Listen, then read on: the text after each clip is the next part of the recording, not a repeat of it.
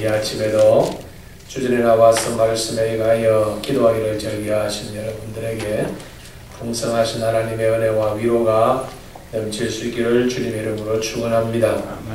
이사야 30장 31장에서 하나님의 택한 백성 남쪽의 유다와 예루살렘을 하나님께서 또한 멸절시키리라 그렇게 예언의 말씀을 하고 있습니다. 여러분, 이사야가 이 예언의 말씀을 할 때 이사야의 심령이 편했겠느냐 이 말입니다. 어느 선지자가 자기 백성들이 망한다고 그렇게 말할 때 마음이 편했겠냐 이 말입니다. 목사가 설교하면서 여러분 다 죽는다 하면 말씀을 듣는 사람도 거북하겠지만 말씀을 전하는 자도 편하지는 않을 것입니다. 그래서 결과론적으로 이 이사야의 예언의 말씀을 들었던 이스라엘 백성들이 분노해서 저를 톱으로 그 허리를 켜 죽이는 그런 참 잔인한 방법으로 이사야가 순교한 것을 우리가 이스라엘 역사를 통해서 보게 되는데, 과연 하나님의 택한 백성인 이 유다가 하나님의 말씀에 불순종함으로 멸망을 당하면 그럼 이제 소망이 완전히 끊어졌느냐 이 말입니다. 소망이 전혀 없느냐. 근데 본문의 이 32장에서는 다시 우리에게 소망의 말씀을 주시는 거죠. 아니라는 겁니다. 하나님께서 총체적으로 타락하여 하나님의 말씀에 벗어난 그 유대 민족들 가운데에서도 여전히 하나님을 신뢰하고 하나님을 기대하고 하나님을 기다리는 자에게 하나님께서 그들을 멸망시키지 아니하시고 이전에 경험하지 못한 하나님의 아름다운 것들을 누리게 해 주시겠다는 약속이 이 32장의 말씀입니다. 보라, 장차 한 왕이 공의로 통치할 것이다. 지금까지 하나님께서 사울왕 이래 이스라엘에 여러 왕들을 주셨지만 전체적인 왕들의 대부분은 공의로 통치하지 못했습니다. 남쪽 유다에 보면 우리가 한 6임금 정도가 28의 임금들 중에 공의로 통치한 것을 우리가 보게 되지요. 그런데 장차 한 왕이 공의로 통치할 것이라 했으니까 장차는 과거와 현재가 아니라 미래를 말합니다. 그러므로 이사야 32장의 말씀은 이사야가 예언한 지 600년이 지난 후에 예수님이 이 땅에 오심으로 이 예언은 성취가 되었을 뿐 아니라 또 이 말씀은 말세를 살아가는 저와 여러분에게도 여전히 유효한 하나님의 예언의 말씀입니다. 장차 예수 그리스도께서 이 땅에 재림하신 공의로 또 다스릴 그것을 계속하여 말씀하고 있는 것을 보게 됩니다.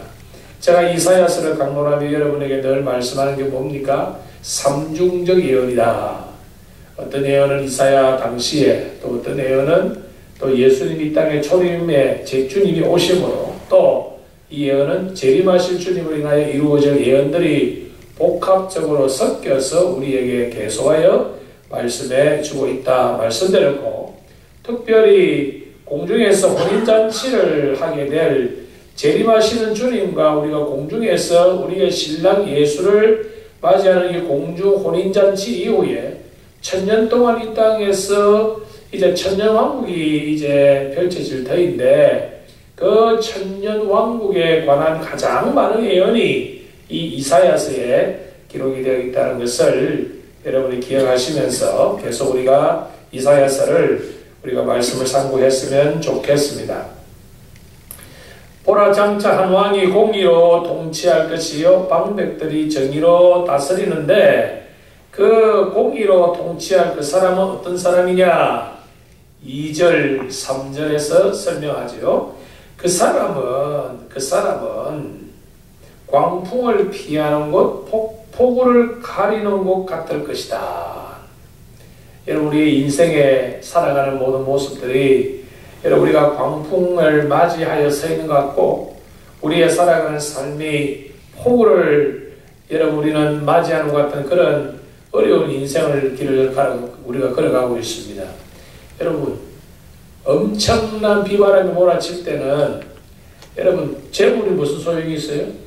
엄청난 비바람이 몰아칠 때는 그 비바람을 가리는 것만큼 필요한 것이 있겠느냐.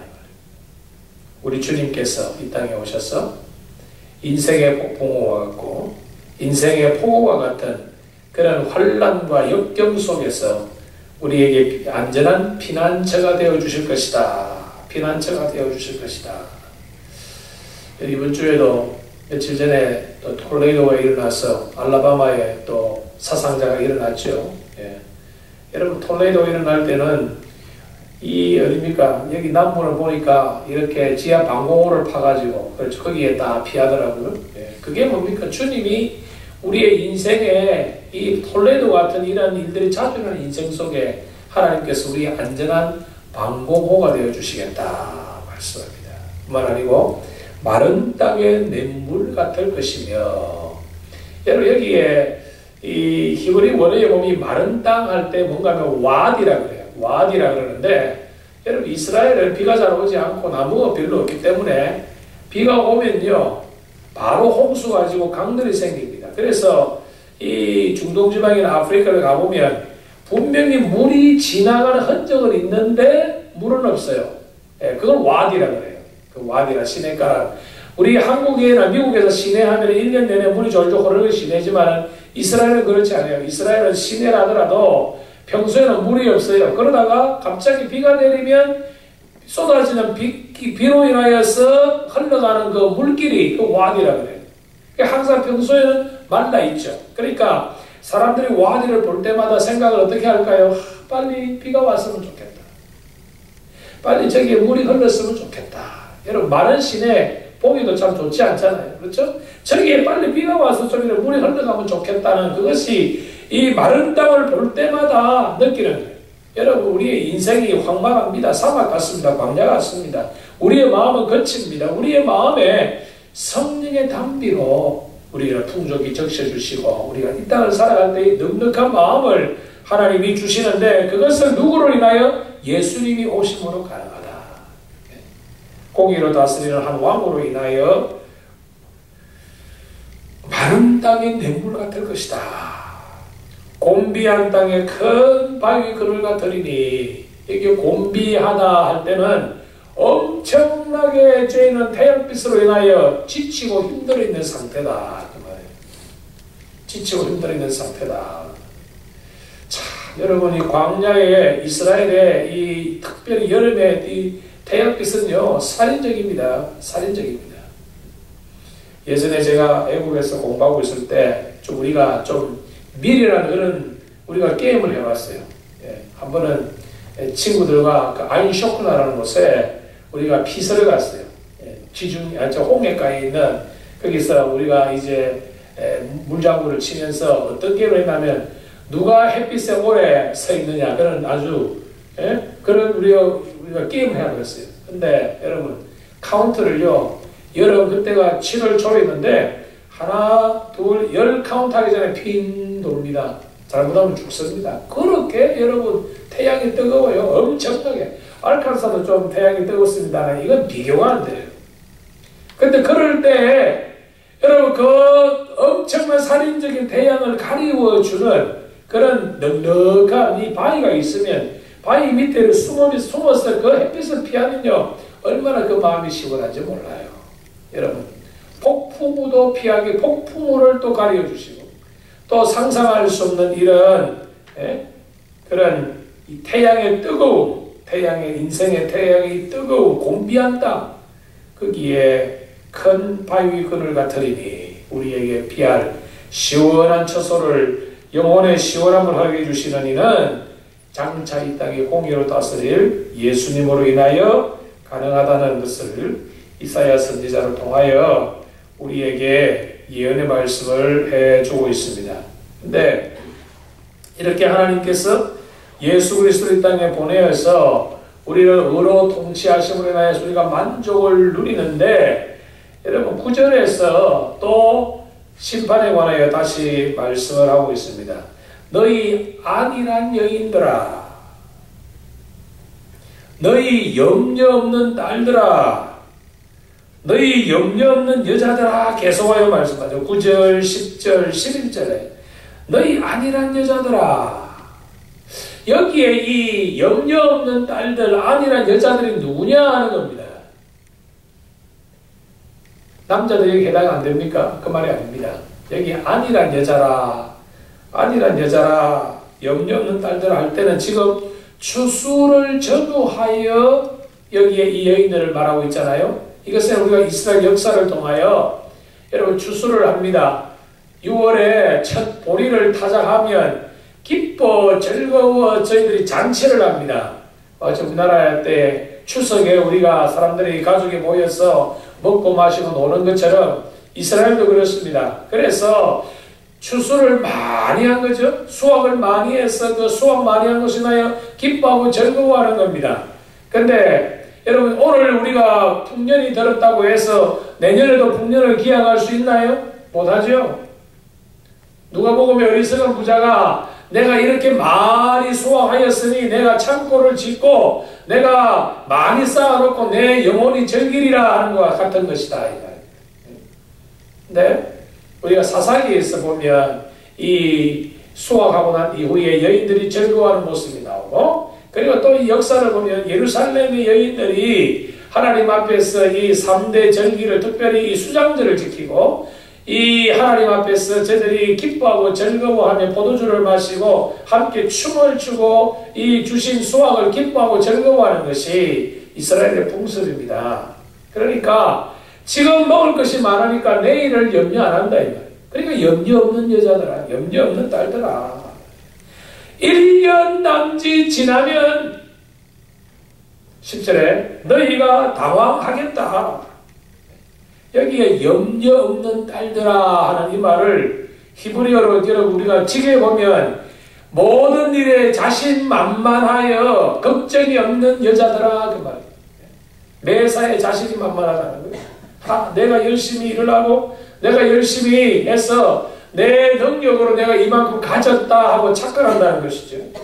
1년 남짓 지나면 너희가 당황하리니 올해 풍년이 맞이했다고 내년에 풍년을 맞이한다는 보장이 있느냐?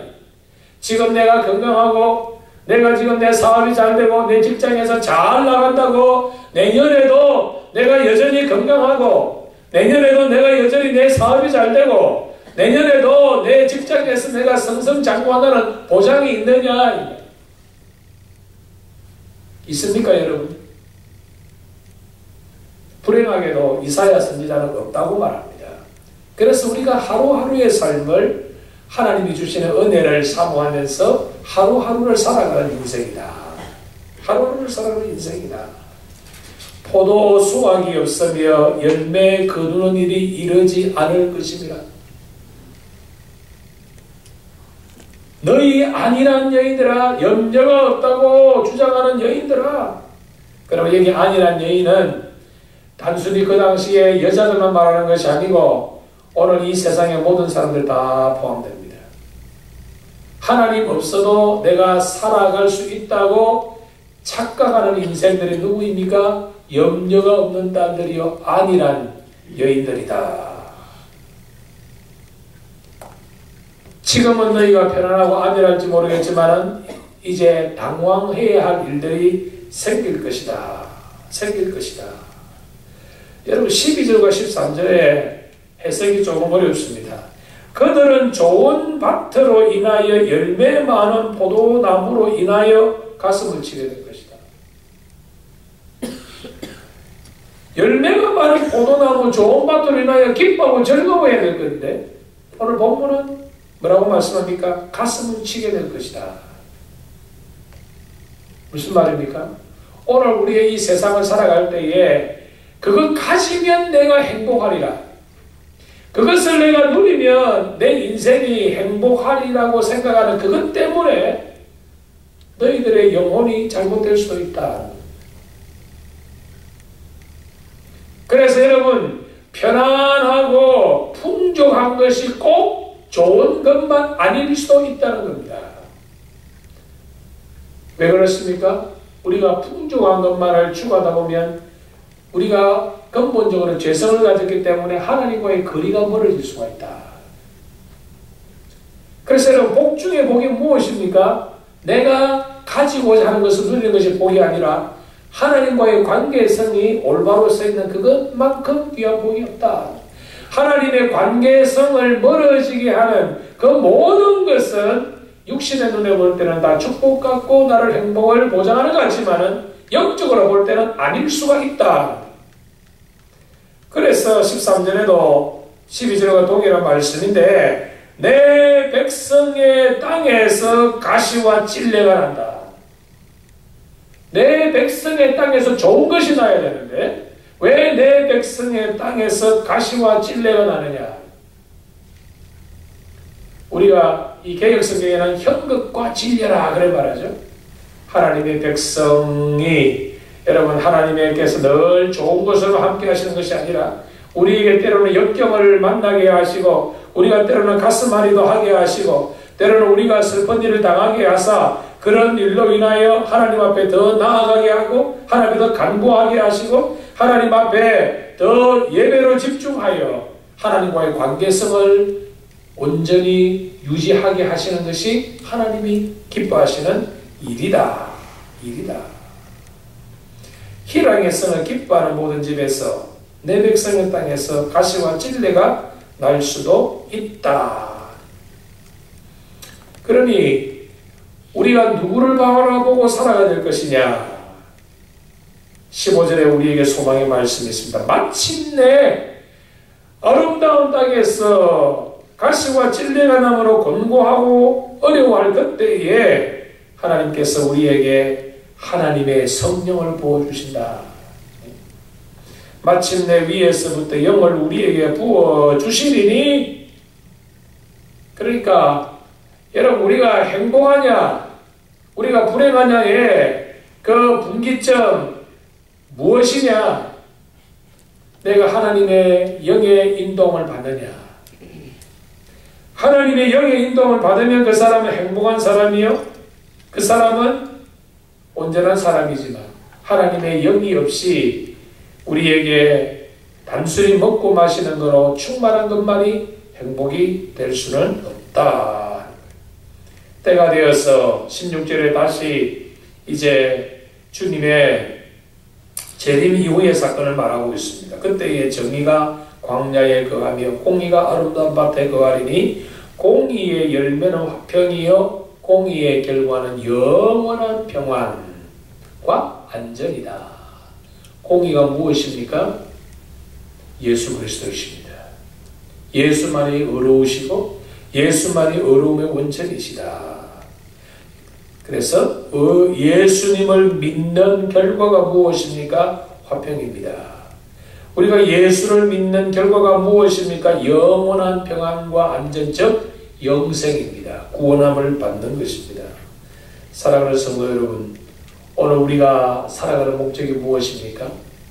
예수를 즐거워하고 예수를 존귀케 하며 예수를 사랑하고 예수 안에서 우리가 참된 것을 누리는 그것이 마침내 성령 하나님이 우리에게 부어주시면 공의로 이 땅을 다스릴 예수 그리스도가 나의 구주이심이 나의 왕으로 나의 선지자로 나의 참된 제사장으로 우리가 영접하는 거기에 참된 은혜와 평강이 안전과 또 행복이 있다.